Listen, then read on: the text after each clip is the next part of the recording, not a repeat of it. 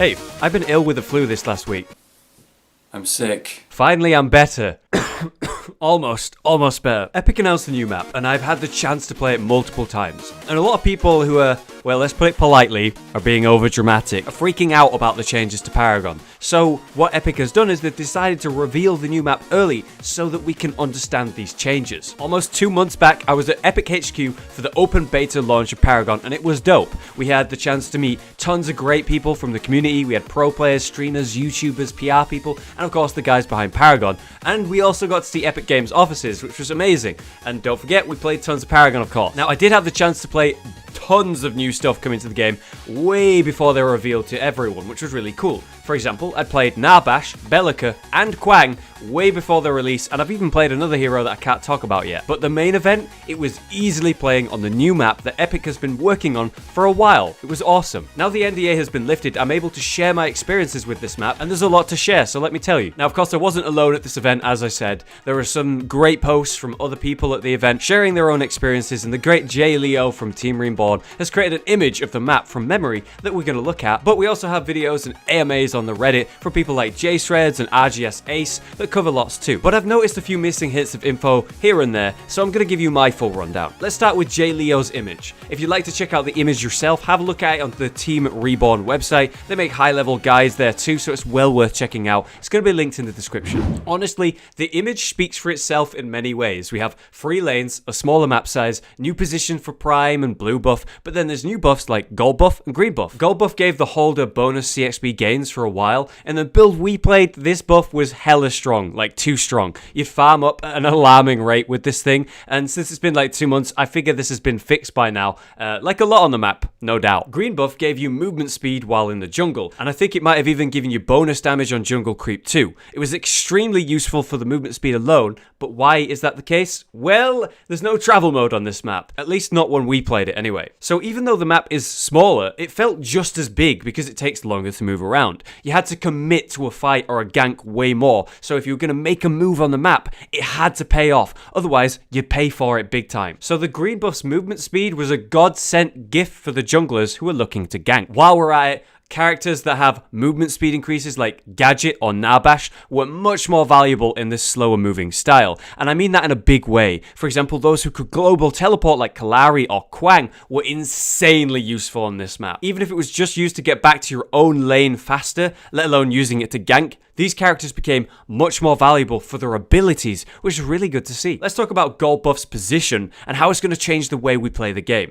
Now, currently it's a 2v2 in red buff lane, 1v1 in blue lane, and of course the 1v1 in mid while you have a jungler somewhere in your jungle. Thanks to Gold buff and its position, we can see it's closer to the enemy tower on left lane and closer to our tower on the right. Now, because this buff was so impactful and important, you needed to do whatever it took to get it regularly. And that actually meant giving up on the left lane and that Gold buff to send 2 people to the right lane. So that's right, just like in Dota, it was a 1v2 in left and right lane. The solo laner would have to face 2 opponents and give up the gold buff, while your duo would lock down the gold buff facing their solo lane, and you'd be giving up that lane's harvester as well. And due to the fact that the solo lane is going to be in a 1v2 fight and they're going to get less last hits, there's actually a convenient white camp right next to it for the solo laner to help keep up with extra XP. This is super interesting. They're completely changing the way that the game is played. So from this point, you'd be sending the person who benefits the most from XP specifically to the solo. We're talking about someone who has a powerful and useful ultimate, so they need to get to it quickly. That person goes to the solo lane. And then you'd send the people who need CXP the most,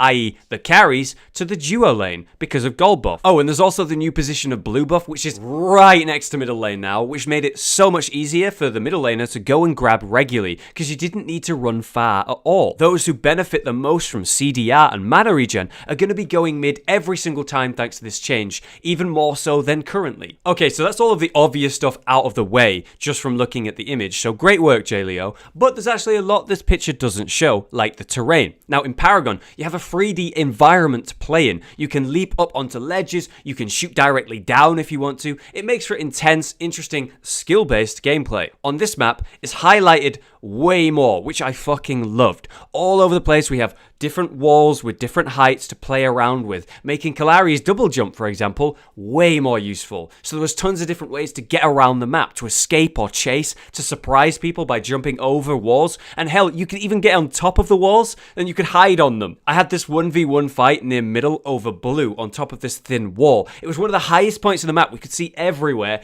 and we're having this really epic close-range fight where if we made any mistakes, we'd fall off and fall into a tower, which was super tense. So again, I loved seeing this 3D element of the game being highlighted and used more. It was very good to see. Another thing you don't get from looking at this image is the fact that the middle lane is actually way more curvy than Agora's. It goes like this, see? It gave you multiple ways to break line of sight regularly, especially at your tier 2.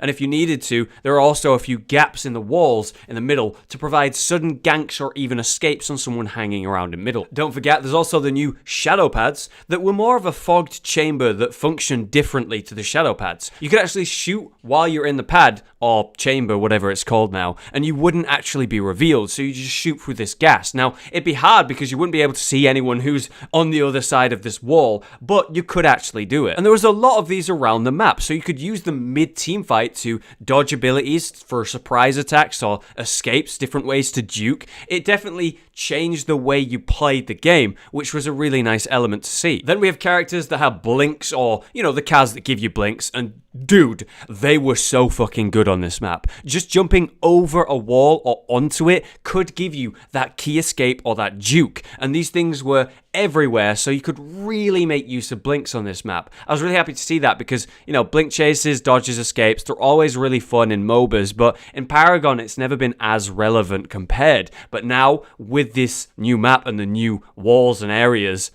it's way more relevant. Hell, Gideon's teleport, you know, the one that you team can jump through, was so unbelievably good on this map. And using it for a surprise attack on the enemy team when they're doing prime, wow, it was good. I get the sensation with this map that there's a higher skill cap on it. There's more you can actually do with your abilities. Oh, and there's another thing that's not shown on this image as well. The big jungle and the small jungle. So the green buff side was the big side. You'd have more camps and more use for your jungler on that side. Whereas the small side had less camps, but you could happily have your mid or your solo lane just hop in there regularly to kill a few white camps without disrupting your jungler, which was a really good system. You can clearly see Epic are using the buffs and objectives to help guide us in the way the meta is going to play and evolve. With this new map, we have more options for Epic in updating and improving the game, which is a good thing. So the changes they've been making to the game currently, sure, they don't make sense for Agora, and that's because they're not for Agora.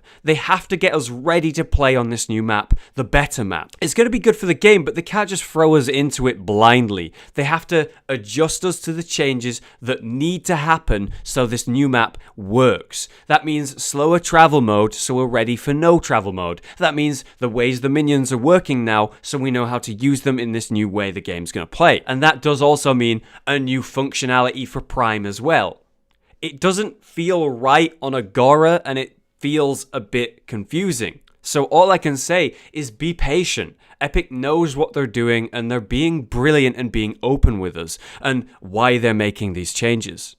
They obviously wanted to keep this map a secret so they could blow us away with it when it was almost done. But they saw these overreactions, cough cough, look at this fucking petition, oh my god. And they felt like they'd throw away that big reveal just to help us understand why they're making these changes. So it's better to listen to them and understand why they're making these changes and be ready for this new map instead of overreacting and making that. Honestly, the game felt phenomenal on this map. Epic were clearly months ahead of us in their understanding of the game and where it's going. Either way, thank you so much for watching and listening. I hope I could shed some important light on the current state of Paragon and where it's heading, because let me tell you, it really looks good, this map, and it felt really good as well. It just felt like the better map for Paragon, and I don't know whether they're going to say, oh, it's the only map you can play on Paragon, or they're going to use both maps, but in my eyes, this new map, dude, it's just the map that should be played. So I can't wait to play on it again. I'll see you guys in the next video. It's good to be back.